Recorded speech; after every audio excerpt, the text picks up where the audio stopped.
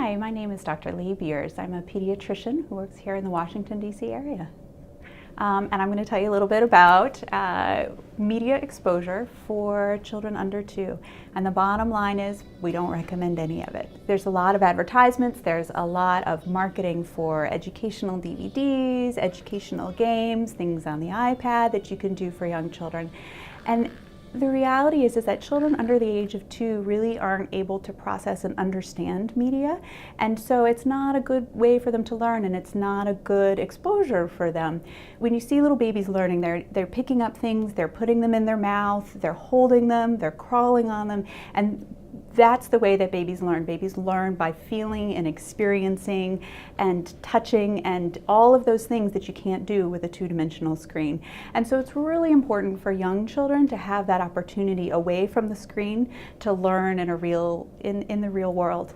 Media exposure is so prevalent in our society today that it's actually pretty hard to keep babies under 2 away from media. And certainly if they get brief exposures here and there, that's not going to be harmful. But the most important thing is that babies learn through a stimulating environment, and that in general that they're not exposed to TV and other forms of media. The things you can do with your baby, because we understand every mom needs to take a shower, families need to make dinner, they need to do things. You can't be constantly there sitting next to your baby entertaining them, and that's actually okay. It's good for babies to learn how to play independently. And so some of the things you can do are put your baby on the floor with a blanket, put a few toys in front of them, a few books, and let them play, let them explore, let them figure out how those things work and how they work together. And that does a couple of things. It helps stimulate babies' development. It helps them learn how to manipulate things. It helps them problem solve because they can figure out if they do this with the block, then this happens. So it's really good problem solving, and it also helps them develop a sense of independent play. My children, we kept them away from all media TV under the age of 2, except for, of course, the occasional exposure as we were walking by a television or video.